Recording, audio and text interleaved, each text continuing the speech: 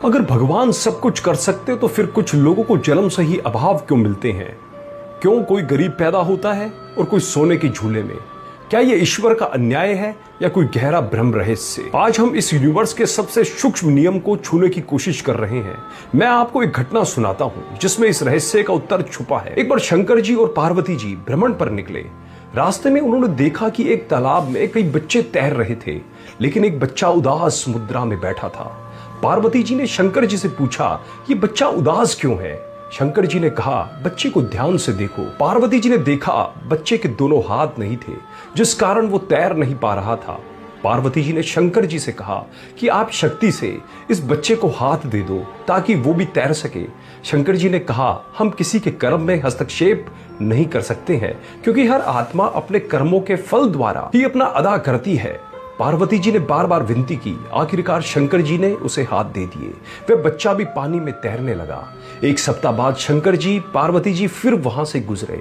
इस बार मामला उल्टा था। सिर्फ वह बच्चा तैर रहा था और बाकी सब बच्चे बाहर थे। पार्वती जी ने पूछा, ये क्या है प्रभु? शंकर जी ने कहा, ध्यान से देखो। देखा तो वह बच्चा दूसरे बच्चे को पानी में डुबो रहा था, इसलिए सब बच्चे भाग रहे थे। शंकर जी ने जवाब दिया, हर व्यक्ति अपने कर्मों के अनुसार फल भोगता है। भगवान किसी के कर्मों के फेर में नहीं पड़ते हैं। उसने पिछले जन्मों में हाथों द्वारा यही कार्य किया था, इसलिए उसके हाथ नहीं थे। हाथ देने से पुनः वह दूसरों की हानि करने लगा। प्रकृति नियम के अनुसार चलती है, किसी के साथ कोई पक्षपात नहीं करती। आत्माएं जब ऊपर से नीचे आती है तब सब अच्छी ही होती है। कर्मों के अनुसार कोई अपाहिज है तो कोई भिखारी, तो कोई गरीब तो कोई अमीर, लेकिन सब परिवर्तनशील है। अगर महलों में रहकर या पैसों के नशे में आज कोई बुरा काम करता है तो कल उसका भुगतान तो उसको करना ही पड़ेगा।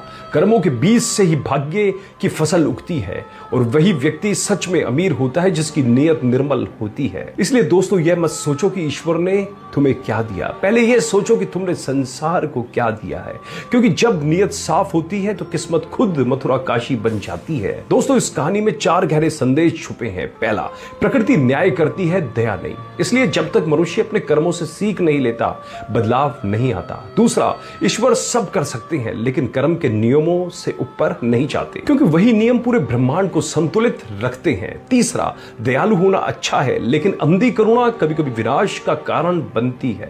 और चौथा, हर शक्ति एक परीक्षा है। अगर हमें जीवन में कुछ दिया गया है, पैसा, शरीर, बुद्धि, संबंध, तो हमें देखना होगा हम उसका उपयोग कैसे करते हैं।